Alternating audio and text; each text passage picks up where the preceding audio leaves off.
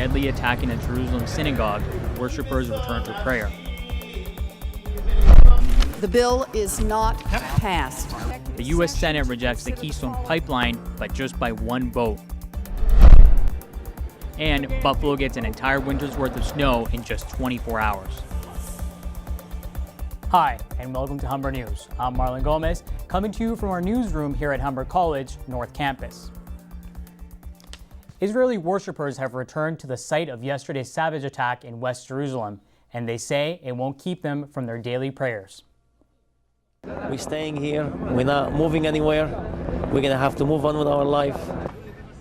There was heavy police presence at the synagogue as worshippers arrived for morning service, and increased security is evident throughout the city.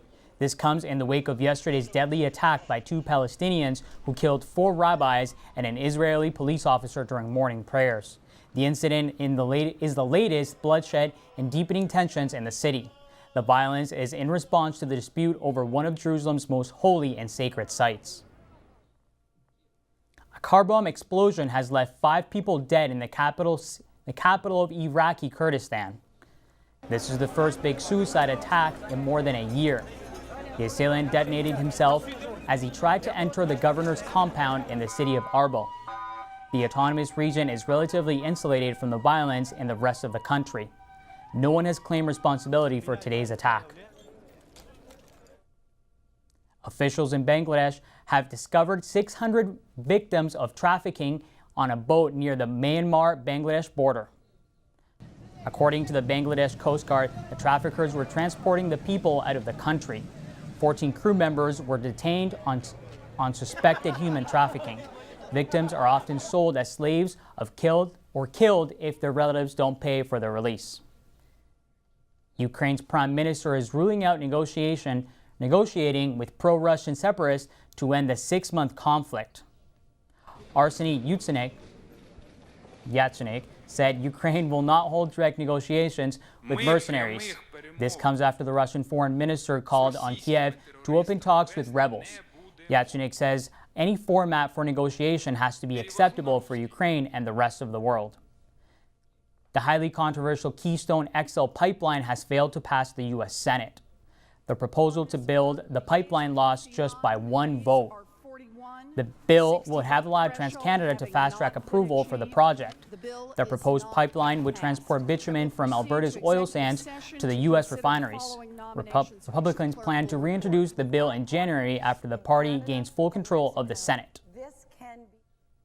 The ferocious snowstorm that caused temperatures in all 50 U.S. states to drop to freezing or below is headed our way.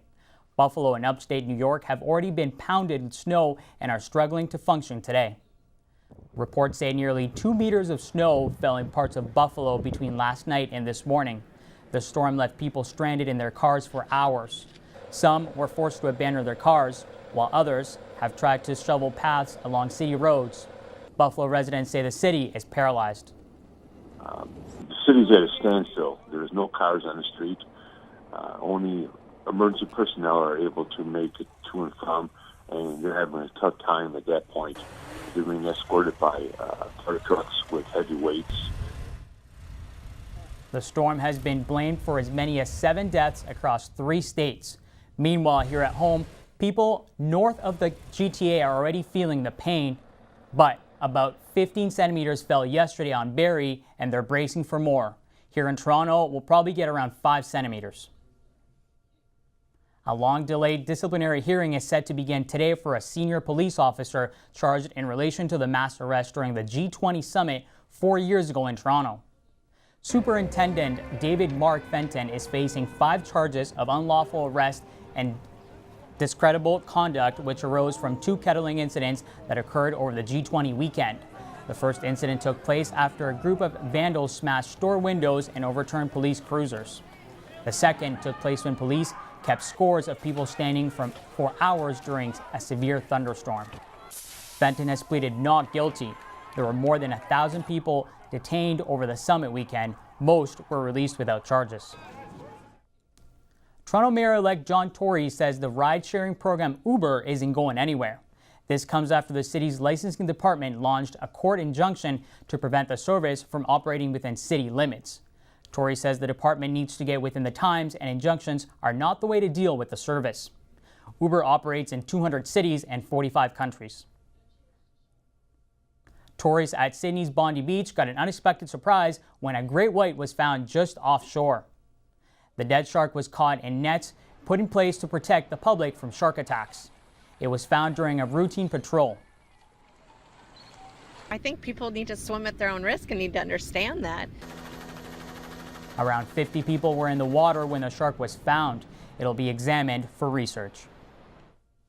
And in Italy, some extremely rare pictures of a mafia oath of allegiance caught on hidden camera. This is the first time anything of this nature has been filmed. Police released footage from hidden surveillance cameras showing various suspected mafia members taking the vow to follow the gang's moral code. The video evidence has led to nearly 40 arrests. Bonjour, hola, and hello. It's International Education Week here at Humber, and students are getting a taste of the world. Our reporter Donna Sevilla has a story. Are you hungry yet? Students had the chance to give their taste buds an all-expenses-paid trip around the world at the International Center's Interactive Global Fair. Students had the chance to enjoy free food and activities, all to a traditional soundtrack. The International Center hosted the event as part of its International Education Week. Here at Humber, we chose to do it by picking 5 different countries and showing our students and staff, faculty here, different cultures, foods, experiences for those 5 countries so that they can learn more about the cultures that are here on campus. Jenny Jung, who handed out sushi at the Japanese table, says the week is all about working together as different cultures. So it's all about collaboration and understanding others, food, entertainment, whatever they have. I try to be open-minded to, make this happen. And collaborative is right. The event also provided a welcoming learning environment for students from abroad. It's a very multicultural experience. You can find people, as Toronto, of course, a lot of people from different places. That's great for me, right? Because I don't feel alone as an international student as well. This is just one of the many events for the International Education Week. There'll be a fair just like this tomorrow at the Lakeshore campus. But for now, I'm going to get my snack on. Donna Sevilla, Humber News. It's Aboriginal Education Month, and Humber College is getting into it in a big way. Our reporter Adriana Zheng has a story. Spirit and mind. November is Aboriginal Education Month, and educating is exactly what Humber's Aboriginal Resource Center hopes to do. This workshop is one of many events organized this month to raise awareness on campus. Attendees were given a glimpse of Aboriginal culture and were introduced to a number of issues that Indigenous people face. Here, you can see the tables arranged in a circle. Guest speaker Banaconda Bell says the circle has a significant cultural meaning. Circle is a way of coming together with respect and openness to be with one another, hear one another, and learn from one another. Shelley Charles, elder and advisor on Aboriginal relations at Humber, says she wants her people to have a voice. What I'd like to see today and in the future is that we're giving the opportunities to speak for ourselves. Jim Jackson, a sociology professor at Humber, says he attended the workshop to delve deeper into the culture. It's a way of seeing our society, a perspective. What a new perspective has been brought about by Banaconda and Shelley. The interactive workshop allowed participants to engage in the experience of learning about another culture. Organizers hope that events and workshops such as this one will increase sensitivity and education towards the challenges that Aboriginal people face. I'm Adriana Jung, Humber News. When we come back, we'll tell you what's happening in the world of sports, and Danielle will have your 3-day forecast. It's currently a high of -6 degrees in Toronto, but feels like -14 with a wind chill. I'll have all your weather details after the break. American Thanksgiving is around the corner, and these furry critters sat down together for a feast. A tiny feast, that is. Miniature versions of Thanksgiving favorites were created especially for these cuddly fur balls. But don't let the size fool you. The dishes looked as yummy as they were small.